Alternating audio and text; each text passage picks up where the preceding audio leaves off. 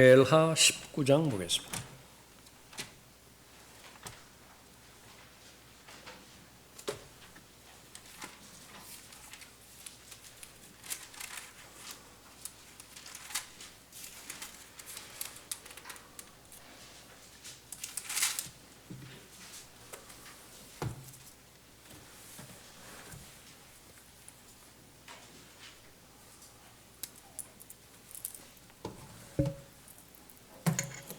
(24절부터) (30절까지) 받들어 읽겠습니다. 사무엘하 19장 24절입니다.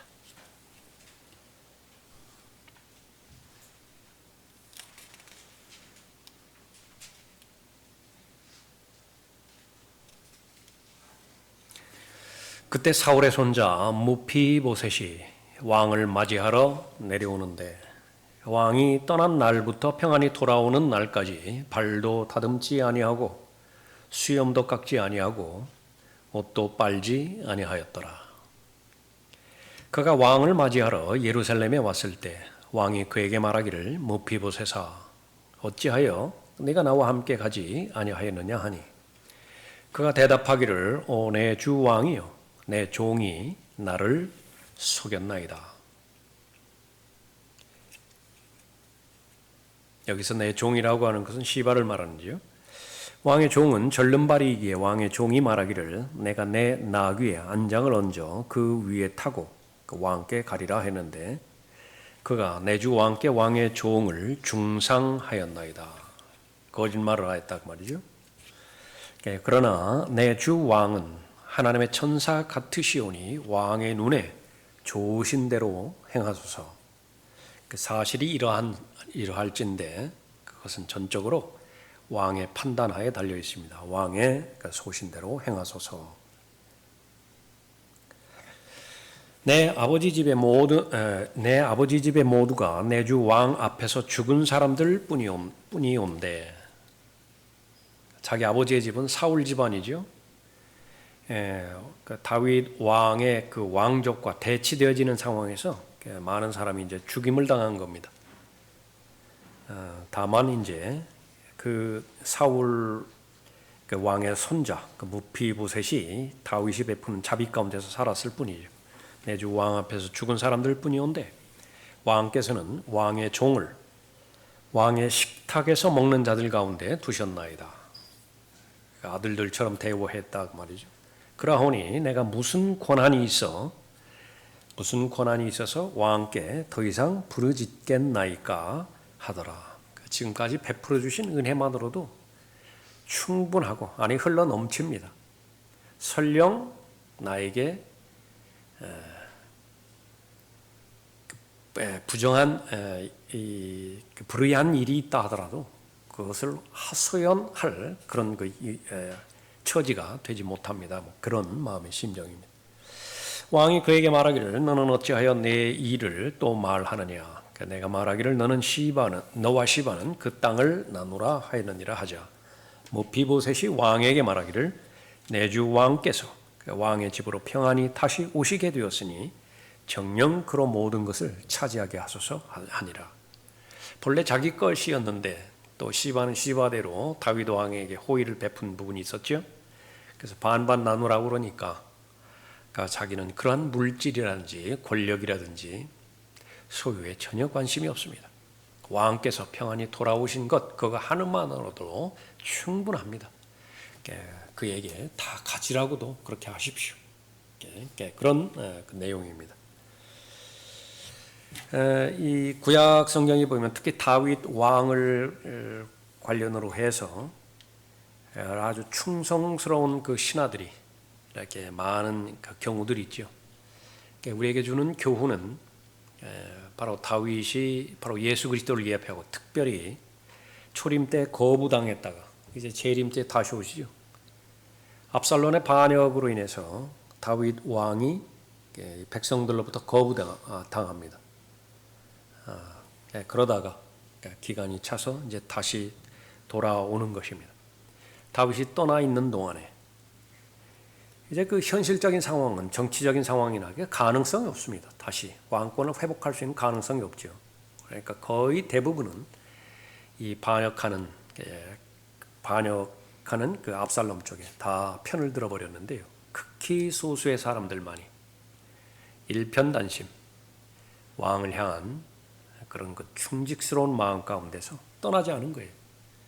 비록 자신의 위치는 초라하지만은 그 마음의 중심에서 자신에게 왕은 오직 다윗 왕 한 분뿐이라고 하는 사실을 늘 확인했던 것이죠. 오늘 본문 말씀을 통해서 바로 충성스러운 신하, 자비로운 왕이라고 하는 제목으로 하나님의 말씀 살펴보도록 하겠습니다.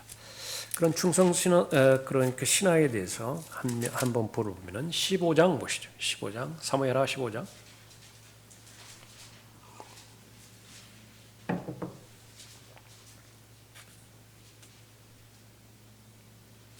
다윗이 예루살렘에서 이제 피난하는 과정 가운데서 왕은 하나부터 끝까지 다 자비로운 마음 가운데서 한 사람의 신하라도 더 살리려고 했습니다. 자신 때문에 공연히 신하가 죽게 되는 것을 원치 않습니다. 많은 이방족 속의 신하들도 있었죠. 그 가운데 하나가 가드인이 있었습니다. 그 사람의 이름이 이태였어요. 그 이태에게 이제는 지금까지 충성스럽게 나를 섬기느라고 애썼다. 그러니까 여기까지니까 이제 내가 너를 도울 방편은 없고, 그러니까 너희 나라로 돌아가서 지금까지 수고했던 그 수고에 맞게 편히 쉬도록 그렇게 하거라. 그러니까 그렇게 구원면을 합니다. 19절로 보십시오. 15장 사무엘하 15장 19절. 그때 왕이 가드인 이태에게 말하기를 어찌하여 너까지 우리와 함께 가려 하느냐? 너는 내 곳으로 돌아가서 왕과 함께 있으라. 너는 타국인이요 또한 쫓겨난 몸이니라. 네가 어제야 왔는데 내가 오늘 너로 우리와 함께 왔다 갔다 하게 만들겠느냐? 내가 정처 없이 가나니 이제는 나에게서 나올 것이 없다. 너를 돌볼 여력도 없다. 너는 내 형제들을 데리고 돌아가라. 자비와 진리가 너와 함께 있을지어다. 그렇게 마지막으로 이제 축복을 해주는 것입니다. 이태의 반응이에요. 이태가 왕에게 대답하여 말하기를 주께서 살아계시고 내 주 왕께서 살아계시거니와 내 주 왕이 어느 곳에 계시든지 생사불문하고 왕의 종도 반드시 거기에 있을 것이니이다. 참으로 부자인 왕이죠. 다윗은. 이런 신하 한 사람이 있어요. 무엇이 더 부럽겠습니까? 이런 사람이 하나 있었고요. 또 한 경우를 보면은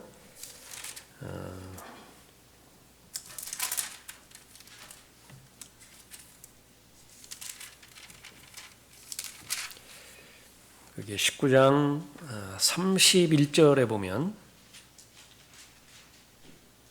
길르앗인 나오는데 이름이 바실레입니다. 바실레는 그 17장에서 사무엘하 17장에서 다윗이 곤궁에 처했을 때 먹을 것과 필요한 생활 필수품을 다 제공을 합니다. 그로 말미암아서 자신은 고립되어져 버립니다. 자신의 그 친구들로부터 고립되어지는 그런 그 부분도 있는 것이에요. 그 이야기입니다. 31절에 길르앗인 바실레가 로글림에서 내려와 왕으로 요단을 건너게 하려고 왕과 함께 요단을 건너가더라.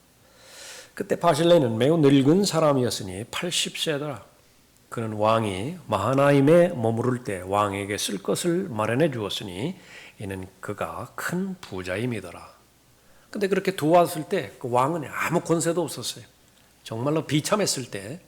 그러나 도와준다는 자체가 해악을 감당을 해야 됩니다. 손해를 감내를 해야 되는. 그럼에도 불구하고 도와준 거예요. 다윗이 잊지를 않습니다. 그렇게 해서 큰 상을 내리려고 하는데 오히려 자기가 동행하는 것에 대해서 왕에게 누가 될 것을 그렇게 알고 있어요. 아무것도 할 수 있는 것이 없습니다. 좋은 음식이 와도 맛을 잃어버린 지 오래고요. 또 아름다운 찬양을 그렇게 들어도 그것을 분별할 수 있는 그렇게 청각도 잃어버린 그런 상태에 있습니다. 그래서 굳이 저에게 복을 주시려고 한다면 다른 사람, 왕의 종 kimham이라고 나옵니다. 37절에 그에게 그 복을 주고 같이 동행하게 해 주십시오. 그러니까 자기가 그러니까 자기 자신을 양보를 하는 것이죠. 그런 가운데서 지금 본문의 그 말씀은 여러분들이 잘 알고 있는 무피보셋에 관련된 부분입니다. 자, 무피보셋 참으로 충성스러운 신하예요. 그러니까 이태와 더불어서 이 바실레와 더불어서 그렇게 어떻게 왕을 충성스러운 신하가 그 왕을 사랑하게 되어지는 것인가? 그 마음이 서로 통하니까 왕은 자신의 목숨을 내어놓고라도 그 신하를 지켜주려고 하는 것이죠. 예수 그리스도와 우리와의 관계도 마찬가지입니다. 우리 모두가 다 타국인이죠. 나그네지요. 나그네들입니다. 예수 그리스도께서 나를 향해 베풀어 주신 자비와 은혜, 그 사실을 알고 난 이후, 알기 전까지는 몰랐어요. 그러나 알고 난 이후에는 온통 마음에 나의 왕이죠. 만왕의 왕 그분이십니다. 심지어 더 나아가서 교리적으로는 신랑이 되신 분이죠. 우리 머리가 또 되신 분입니다. 그분을 마음으로 더 사랑하는 것입니다. 그래서 왕을 사랑하는 이 바실레, 또 이태, 무피보셋, 그렇게 충성스럽게 사랑했는데 우리 역시 마찬가지입니다. 가장 소중한 것은 마음을 다하여 하나님을 사랑하는 것이죠. 그 첫 번째는 절대적인 신실함으로 주님을 사랑하는 것입니다. 왕을 사랑하는 방법은 무엇이냐? 그 관계가 지속되는 것은 바로 마음의 중심인 신실함으로 주님을 사랑하는 것입니다. 24절 보십시오. 그때 사울의 손자 무피보셋이 왕을 맞이하러 내려오는데 왕이 떠난 날부터 평안히 돌아오는 날까지 한 날도 예외가 없어요. 모든 날 동안, 모든 날 동안 그 말이죠. 발도 다듬지 아니하고 수염도 깎지 아니하고 옷도 빨지 아니하더라. 그러니까 일편단심이라고 하는 마음입니다. 온통 그 떠난 왕 언제 돌아올까? 그 왕에 대한 마음으로 그 마음이 가득 찼기 때문에 자신의 몸단장 할 여력이 없어요.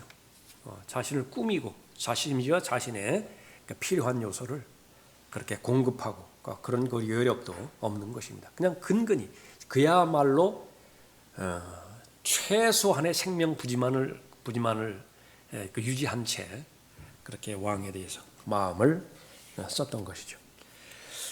그런 근거, 그것은 사무엘하 9장부터 잘 나와 있습니다.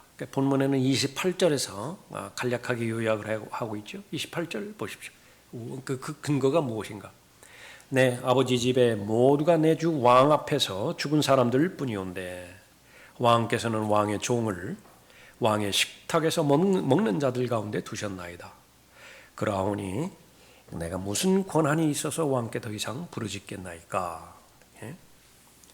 요나단의 아들 내 신분으로서 차기 대권주자죠. 우리로 말하면 그 정통적인, 그 합법적인 그 왕국의 그 보좌에 이르는 그런 후계자였습니다. 다윗의 상태로 보면 경쟁자였고요, 그 원수였습니다. 둘 가운데 하나는 반드시 죽어야 돼요. 고대 왕국에도 그렇고 왕국의 그 현상도 그렇고 성경 안에서도 그렇습니다. 또 왕족이 두 왕족이 그 동시에 존립할 수는 없었던 것이지요. 다윗은 바로 이 공의에 따라서 이 사울의 가족들을 다 처단했습니다. 그건 죄가 아니에요. 그 연장선상에서 그 무피보셋을 처형하는 것에도 합법적입니다. 그러나 자비를 베풀어 줬던 것이요, 그 은혜를 베풀어 주었습니다. 다리를 절고 있었습니다. 절름발이었다고요. 불쌍히 여겼고 또 모든 필요를 채워주었는데 그 근거는 무엇이냐 그러면 요나단과의 언약이었습니다. 다윗의 친구 요나단과의 그 언약. 그 언약에는 무피보셋의 안전도 포함이 되어 있던 것이죠. 예수 그리스도께서 죄인인 나를 위해서 어떤 일을 행해 주셨는가? 당연하게 우리는 하나님의 진노의 자녀입니다. 정말로 당연한 하나님의 법에 따르면 죄를 지었으면 죽어야 돼요. 죽지 않는 것이 이상하다고. 그 죽음은 하나님께 저질른 범죄이기 때문에 첫째 죽음으로는 만족스럽지 않고요. 둘째 사망에까지 들어가야 됩니다. 그러나 그 부분들을 해결해 주기 위해서 우리가 들림받아 위에 올라가서도 이해할 수 없는 하나님의 사랑과 은혜 가운데서 나의 위치를 바꿔주신 것이죠. 나의 자리에 바로 육신으로 나타나신 하나님께서 대신 서신 것입니다.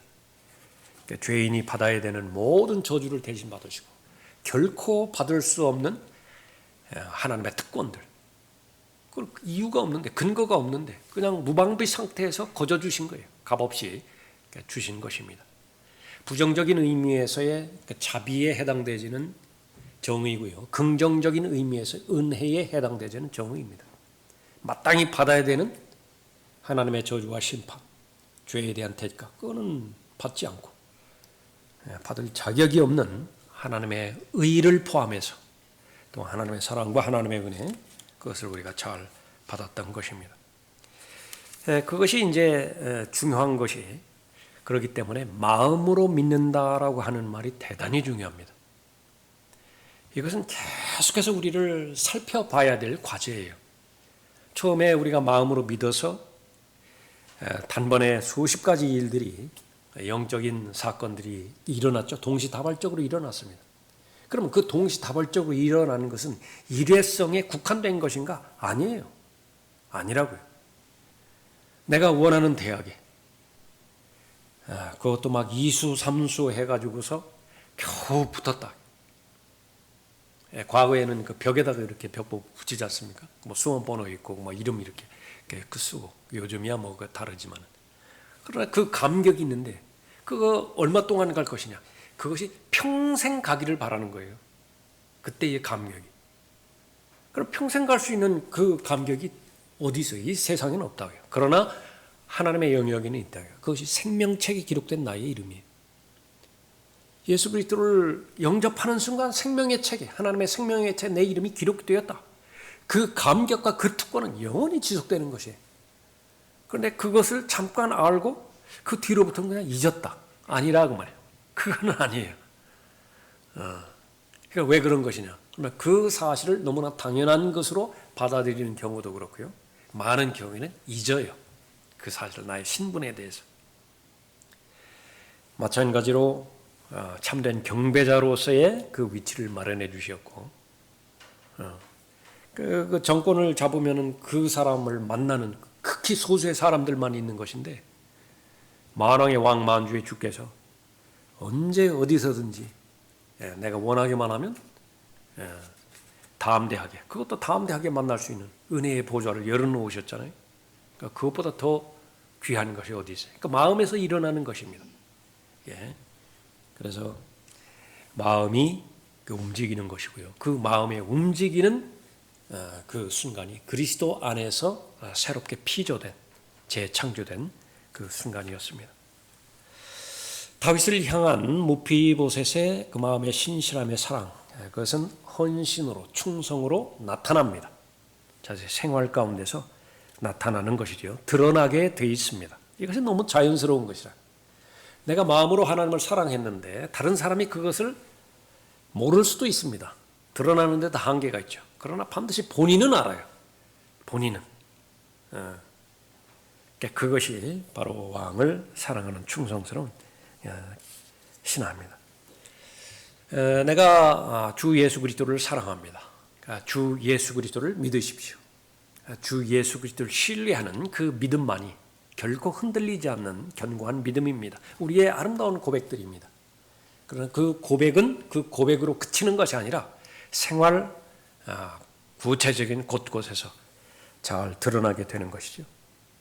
대표적인 것이 이제 말씀 생활일 거예요. 말씀에 관심이 있지 않습니까? 동영상 보내왔는데 그 한 번 보고 그냥 그치는 동영상 있지만 그냥 보고 싶은 마음에 계속 틀어본다. 계속 틀어봐. 문자가 왔는데 너무 감격스러워요. 그냥 뭐 된다 안 된다 뭐 그것만 받는 것만으로도 감격스러운 것인데 길게 써서 이렇게 내왔다. 한 단어 한 단어 꼼꼼히 이렇게 보지요. 전화상으로 또 그 음성을 할 때도 얼마나 감격스럽습니까? 아버지 하나님께서는 아버지 하나님의 방편대로, 예수 그리스도는 예수 그리스도대로, 또 성령께서는 성령대로 다양한 방법 가운데서 우리를 만나 주시는 것이죠. 그러므로 인해서 말씀의 생활과 기도의 생활, 그것에 대해서 우리는 관심이 있고 감격이 있고 또 마음에서 반응이 있는 것입니다. 그것을 이제 표현하는 것이 여러 가지 다양한 표현입니다. 공통적인 표현은 경배자겠죠. 영과 진리로 두 사람, 세 사람의 모임을 통해서 하나님 앞에 경배한다. 뭐 특별한 일이 아니면 이렇게 목소리를 높여서 찬양할 거예요. 특별한 일이 아니면 대표 기도자의 그 기도에 동의하는 그런 대로 입으로도 아멘 하든 아니면 마음으로도 아멘 하든 동의할 것입니다. 그렇습니다. 주님 그렇습니다. 주님께서는 그러셨습니다. 그러기를 바랍니다. 또 마찬가지로 이제는 부활의 증인으로서, 그러니까 내가 특별해서 구원받은 것 아니지 않습니까? 다만 시간적으로 우선순위 가운데서 나를 먼저 만나주셨다 뿐이죠. 그 목적은 무엇이에요? 나를 통해서 흘러가게 만드는 거죠. 그것이 부활의 증인입니다. 그래서 내가 받은 하나님의 은혜, 내가 이미 받았고 흠뻑 적셨죠. 그 다음에 그 물이 또 흘러서 다른 사람에게 넘쳐가는 것입니다. 이 모든 과정들을 매일매일 생활 가운데서 귀한 경험들을 하는데, 그 경험들 서로 나누는데 너무 좋다. 성도 간의 교제가 되어지는 것입니다. 충성스러운 신하, 거기에는 자비로운 왕이 있습니다. 충성시라는 그 마음으로 하나님을 사랑하는 그 표본을 말하는 것은 두 번째로 헌신으로 주님을 사랑합니다. 절대적인 헌신으로 주님을 사랑하는 거예요. 25절 보십시오. 그가 왕을 맞이하러 예루살렘에 왔을 때 왕이 그에게 말하기를 무비보셋아 어찌하여 내가 나와 함께 가지 아니하였느냐 하니, 그가 대답하기를 오 내 주 왕이여 내 종이 나를 속였나이다. 왕의 종은 절름발이기에 왕의 종이 말하기를 내가 내 나귀에 안장을 얹어 그 위에 타고 왕께 가리라 하였는데 그가 내 주 왕께 왕의 종을 중상하였나이다. 그러나 내 주 왕은 하나님의 천사 같으시오니 왕의 눈에 좋으신 대로 행하소서. 어쨌든 제가 자신은 이미 다 받았어요. 더 이상 받을 여력이 없습니다. 문제는 주는 것만 남았어요. 드리는 문제만 남았습니다. 그런데 자신의 삶 가운데서 다윗 왕도 인간인지라 세세하게 그 형편을 다 헤아리지 못할 수 있습니다. 당분간 오해할 수도 있고요. 또 곡해할 수도 있습니다. 아니 어떤 경우에는 인생사에서는 그것이 지상의 삶 가운데서 영원히 풀리지 않을 수도 있어요. 그러나 인간의 왕은 거기까지가 한계고요. 우리가 모시는 만왕의 왕 예수 그리스도께서는 인간이 아니십니다. 하나님으로서 심지어는 내가 모르는 그 영역조차도 다 알고 계시는 것이죠. 그렇기 때문에 인간에 대해서는 실망할 수 있을지 모르지만은 절대로 하나님께 대해서는 실망하지 않습니다. 인간 아버지가 자식을, 인간 아버지가 악한 상태라 하더라도 좋은 것 주려고 한다고요. 그러지 못한 사람도 많죠. 악한 상태에서 그냥 악한 짓만 해요. 근데 그것이 인간 아버지예요. 그냥 그것을 그 상태에서 제한시키는 것입니다. 그러나 우리에게는 하늘의 아버지가 계시잖아요. 영의 아버지가 계시잖아요. 그거 사람의 아버지하고 달라요. 그러나 이 무비보셋의 입장에서는 다윗 왕이 모든 것을 이해하지 못했다 하더라도 그거 상관없어요. 자신은 이미 받을 만큼 넘치도록 왕으로부터 자비를 받았기 때문에 이제는 왕의 좋으실 대로 그렇게 하십시오. 그렇게 하는 거죠. 자, 이 부분은 아주 성숙한 하나님의 사람들이 그렇게 견지할 수 있는 부분입니다. 이것이 바로 오래 참음이고 인내하는 것입니다. 분명히 하나님께서 시작하셨다고 하면 하나님께서 맺으실 거예요. 그런데 그 과정은 복잡할 수 있다고요. 이 터널이 직선으로 될 수도 있지만은요, 곡선으로 될 수도 있어요. 그러나 언젠가는 끝날 거예요. 끝나고 나면 이제 어떻게 되는 것입니까? 어둠은 다 해결되는 것이에요. 그리고 나서 터널이 시작되어지는 그 순간보다 훨씬 더 많은 하나님의 은혜를 입은 은혜의 사람으로 변해 있을 것이에요. 더 강해졌을 것이고요. 더 깊어졌을 것입니다. 더 멀리 보를 수 있는 영적인 안목을 가졌을 것입니다. 그것은 어디에서 나타나는 것이냐? 그 바로 헌신입니다. 제일 처음에는 헌신은 내가 하나님 앞에 무언가를 드리는 것으로 그렇게 나타내는 것으로 시작될지 모르지만은 조금만 시간이 되어져 버리면 그것은 그 헌신마저도 하나님께서 나에게 기회를 주신 것이지요. 무엇을 주기 위해서? 은혜를 베풀어 주시기 위해서. 하나님의 나를 향한 하나님의 계획이 나를 통해서 실현되게 하기 위해서 그런 기회를 주시는 것입니다. 사울의 손자 무피보셋은 정치적인 아주 혼란 가운데서 왕국의 보좌를 주장할 모든 권리가 있었지만은요. 그러나 다윗 왕 그 자신에게 마음의 중심이 가 있었기 때문에 그 다윗 왕을 마음에 고정시키는데 방해가 되어지는 것은 그것이 아무리 위대해 보인다 하더라도 별 관심을 갖지 않은 것입니다. 제쳐버린 것이에요. 그것이 바로 왕국과 관련돼서 왕의 왕권의 보조 아니겠습니까? 그것은 그 세상으로 대표되지는 그 부분들을 거부한 것입니다. 세상의 복잡한 일에 휘말리는 것을 거부해버린 거예요. 자신이 가질 수 있었던 그런 그 야망도 있었을 것이고요. 그런 세상에 대한 그런 그 기대라든지 계획도 있었을 것인데 왕에 대한 헌신이 방해가 되어진다. 그러면 그것은 아니 그렇게 결정을 된 것입니다. 우리에게 똑같은 동일한 교훈을 주는 것이죠. 결국은 압박입니다. 압박.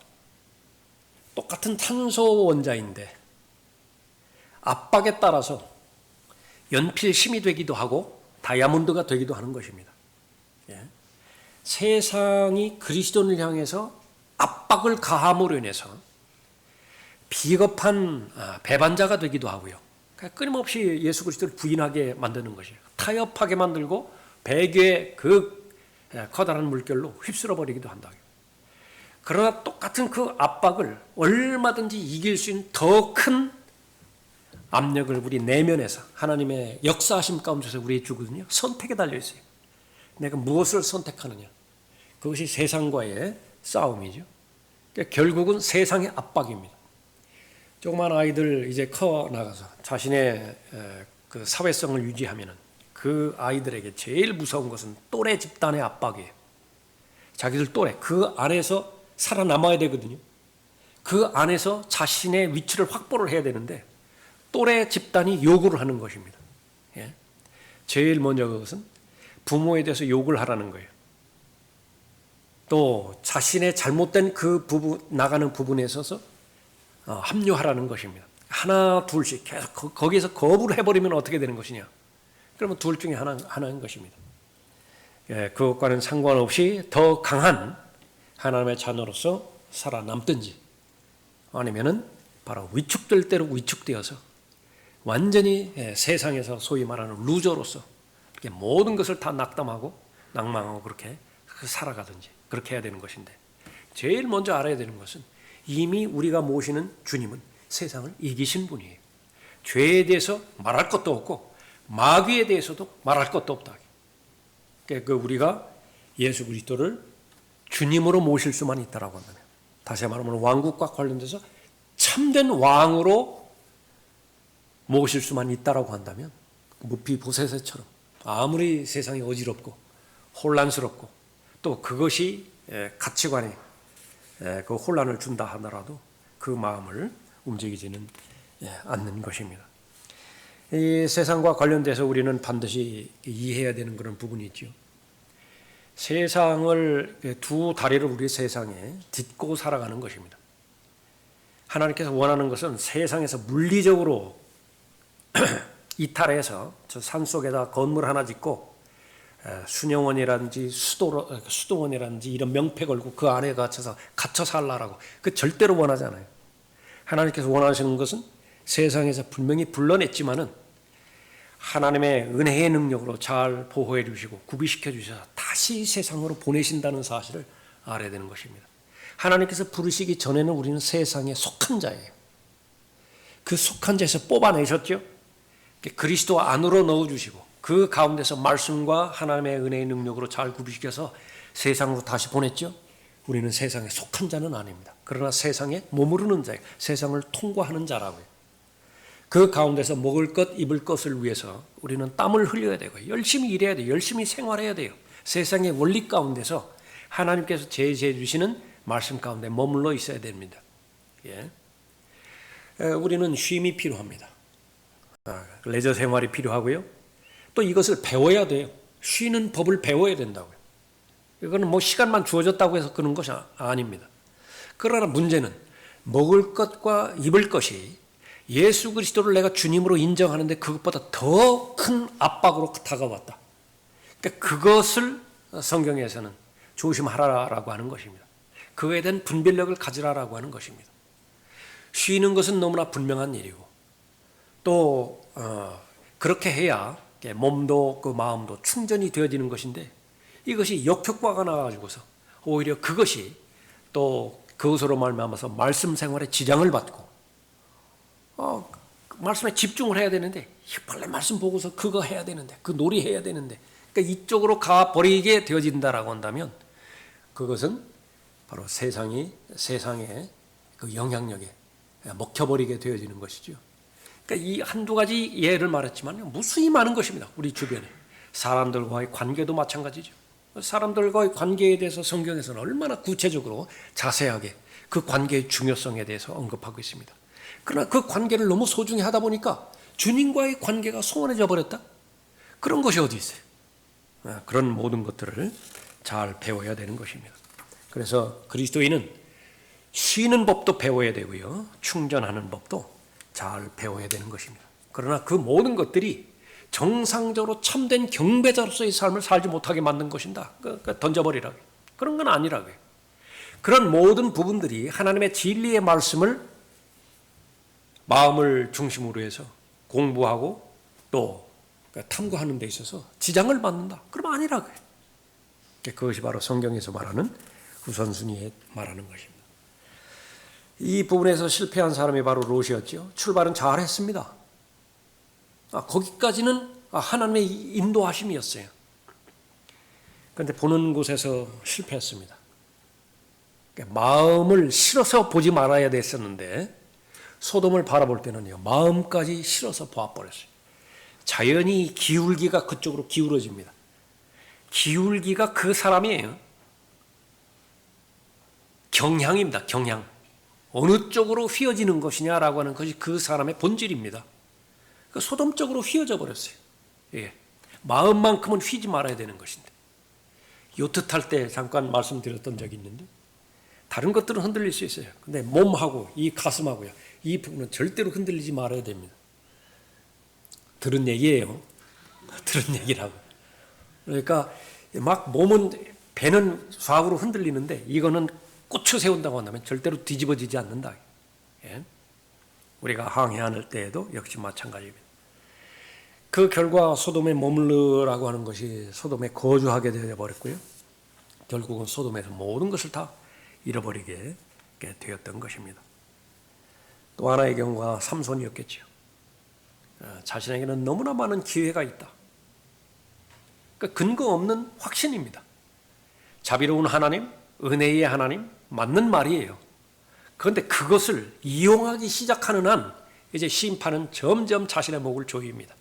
결국 끝나는 것은 눈알이 뽑혔고요. 짐승이나 하는 이렇게 곡식을 가는 그 생애로 그렇게 끝나버렸잖아요. 그래 보면 결국은 자신의 죄에 대한 용서는 받았을지 모르지만 죄에 대한 흔적은 너무나 많은 흔적이 삼손의 생애 가운데서 죽기 직전에 그렇게 됐죠. 죽음마저도 하나님 앞에 영광 돌리는 죽음은 아니었어요. 왜 그렇죠? 자살이었습니다. 자살로 생을 끝내버렸다. 무피보셋은 세상으로부터 성별을 했고요. 세상에 가치관을 두지 않았습니다. 또 자신에 대해서도 자신의 위치가 왕이 존재함으로 인해서 자신이 존재했던 것을 잘 알았던 것입니다. 예수 그리스도보다 더 중요한 존재가 되어지는 순간, 그것은 자기 우상입니다. 자기가 이제 우상이 돼버리는 거예요. 그것을 조심해야 되는 그런 상황입니다. 가장 좋은 것은 나의 신분을 확인하는 것입니다. 나는 누구죠? 왕이 아니에요. 왕이 아니라 신하입니다. 신하. 왕과 신하와의 관계. 주인은 누구죠? 종입니다. 종에게 없는 것이 있어요. 무엇이냐? 자기 계획입니다. 자기 프로젝트예요. 그건 주인 거예요. 주인 거. 종에게 또 없는 것이 있습니다. 무엇이냐? 억울함과 수치스러움이에요. 종이 억울하다? 이거는 신약 성경에서 반복적으로 알려주는 것입니다. 막 수고를 했는데 주인이 칭찬을 안 해줘요. 서운합니까? 그러니까 그런 종이 어디 있느냐고 말해요. 마땅히 해야 되는 일을 하는데. 그 자기가 열심히 차렸으면 그 다음에 자기가 먼저 숟가락을 들어야 된다고요? 그런 것이 어디 있느냐, 종인데. 그런데 그것이 일반적인 주인과 종의 관계라고 한다 하더라도 우리가 섬기고 있는 종은 세상에 있는 그런 주인이 아니라 그 종을 위해서 자신의 생명을 스스로 내어놓은 그런 주인이었죠. 양의 생명을 얻게 하기 위해서 목자가 스스로 생명을 놓아놨다. 그것이 나에게 이루어졌는데 무엇인들 신뢰하지 못하겠는가? 그것을 보는 것입니다. 계속해서 무비보셋은 그런 헌신의 과정을 통해서 따랐던 것이고 마지막으로 절대적인 기쁨으로 사랑하는 사람입니다. 마음으로 신실함으로 사랑하기도 하고 또 몸을 통해서 헌신했지만 그것이 처음에는 의무감이었을지 모르지만 그러나 진정으로 사랑하는 사람은 기쁨으로 사랑하는 사람입니다. 28절 보십시오. 내 아버지 집에 모두가 내 주 왕 앞에서 죽은 사람들 뿐이온데 왕께서는 왕의 종을 왕의 식탁에서 먹는 자들 가운데 두셨나이다. 이건 있을 수 없는 일입니다. 어떻게 아들 삼아 주셨습니까? 원수를. 그러하오니 내가 무슨 권한이 있어 왕께 더 이상 부르짖겠나이다 하더라. 왕이 그에게 말하기를 너는 어찌하여 내 일을 또 말하느냐? 내가 말하기를 너는 시바와 너와 시바는 그 땅을 나누라 하였느니라 하자. 무비보셋이 왕에게 말하기를 내 주 왕께서 왕의 집으로 평안히 다시 오시게 되었으니 이것이 사실로 성취되었으니 그 다음에 뭐라고 합니까? 정령 그로 그 시바로 하여금 모든 것을 차지하게 하소서.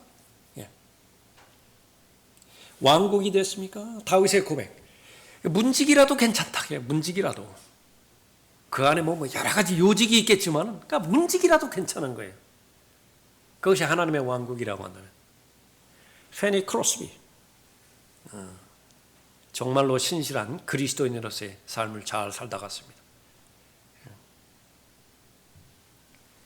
페니 크로스비.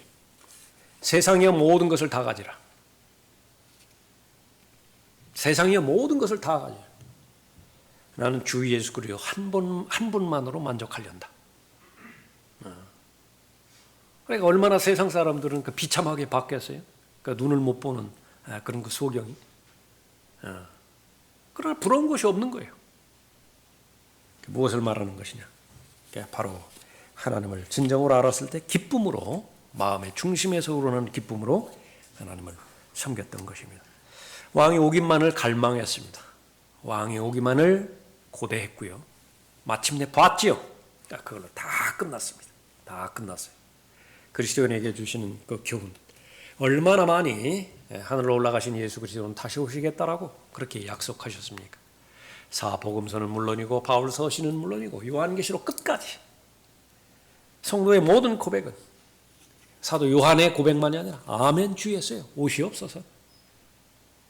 그런 갈망하는 그런 그 마음으로 잘 하나님 앞에 입증이 되어졌을 때에 하나님께서는 인정하시는 신실한 신하로서 신실한 종으로 잘 입증이 되어지는 것입니다. 갈보리 언덕에 자기 십자가를 지고 또 모든 죄인의 죄 문제를 해결하기 위해서 십자가에 달리신 그분, 우리가 염원하는 대로 갈망하는 대로 곧 뵙게 될 것입니다. 그분의 음성을 듣게 될 것이고요. 또 그것이 정상적인 그리스도인의 입장에서라고 한다면 가장 정상적인 마음의 자세요 태도일 것입니다. 이 부분에 있어서 구원이 소중한 것이고요. 그래서 구원받아야 됩니다. 구원받았다라고 한다면 지속적으로 매일매일마다 마음의 상태, 여기서 늘 신실한 절대적인 시실함 가운데서 왕을 사랑하고 있는 것이냐, 또 절대적인 헌신 가운데서 그 모든 부분들을 지탱하고 있는 것이 마음에서 우러나오는 기쁨 가운데서 하나하나 그러니까 주님과 동행하고 맡겨주신 일들을 잘 감당하게 하는 것인가. 한 해 돌아보십시오. 오늘 보니까 그 다음 주 수요일이 남아있는 줄 알았더니 그 다음에 그 1일이더라고요. 오늘이 더 마지막, 조금 전에 알았어요. 그래서 오늘 특별히 여러분들 개인적으로 기도하실 때 한 해를 돌아보고 무엇보다도 여러분의 마음을 잘 지켜주신 것, 그건 대단한 복입니다. 가장 귀한 복 가운데 하나는 여러분의 마음이 변한 가치관의 변화예요. 가치관의 변화를 시작으로 해서 그러니까 여러분의 하나님의 뜻에 여러분의 마음이 동의가 되어지고 그 마음을 계속해서 매일매일마다 한 달, 1년 동안 잘 지켜보여 주셨다. 그러니까 하나님 앞에 감사드리는 것입니다. 그러나 그렇게 온전하게 만족스러운 사람이 또 없지요. 우리 다 육신을 가지고 있기 때문에 믿음이 크면 클수록, 믿음의 분량이 많으면 많을수록 또 아쉬운 부분도 많이 있게 되어지는 것입니다. 기탄 없이 기도합시다. 그 필요를 가지고 하나님께서 그 부분을 잘 채워주시고 여전히 보호해주시도록, 또 아울러서 우리 옆에 있는 동료들, 성경대로 믿는 모든 그리스도인들, 우리 믿음의 지체들이고 동역자들이니만큼 다 같은 믿음을 소유할 수 있도록 중보기도하는 그런 시간으로 갖도록 하죠. 기도합시다. 은혜로우시고 자비로우신 아버지 하나님, 하나님께서 저희를 불러주셨을 때에 타국인이었습니다. 또 저희를 불러주셨을 때 저희들의 신분은 하나님의 원수였고 죄의 종으로서, 마귀의 자녀로서 영원한 지옥의 형벌에 피할 수 없는 정죄함의 대상이었습니다. 또 이해할 수 없는 하나님의 사랑과 하나님의 자비 가운데서 갈보리 십자가에서 흘려주신 예수 그리스도의 보혈의 근거에서 저희들을 하나님의 자녀 삼아 주셨고 하나님의 아들들의 권세를 허락해 주셨으며 또 진리의 여정 가운데서 최상의 삶을 잘 살 수 있도록 인도해 주셨습니다. 마귀가 공격하는 것은 성도의 신실함을 파괴시키는 것입니다. 또 절대적인 헌신에 대해서 의심하고 또 하나님을 믿지 못하도록 방해하는 것이며, 무엇보다도 성령께서 주시는 기쁨이 근거가 되어서 주님과 동행하는 것이 아니라 육신적인 요소에서 세상적인 간헐적인 또 잠정적인 기쁨으로 그것을 대체하는 것입니다. 철저한 분별력을 지니게 해주시고 또 하나님만을 바라볼 수 있도록 인도해 주셔서 또 예수 그리스도의 보혈로 말미암아 형성된 그 아름다운 마음에 형성된 믿음이 결코 강탈당하나 또 변질되지 않도록 잘 보호해 주십시오. 감사의 제목을 주님 앞에 기도하게 해주시고 또 자신의 믿음의 여정에 따라서 필요한 모든 영적인 필요, 믿음으로 간구할 수 있도록 인도해 주십시오. 주 예수 그리스도의 이름으로 기도드렸습니다. 아멘.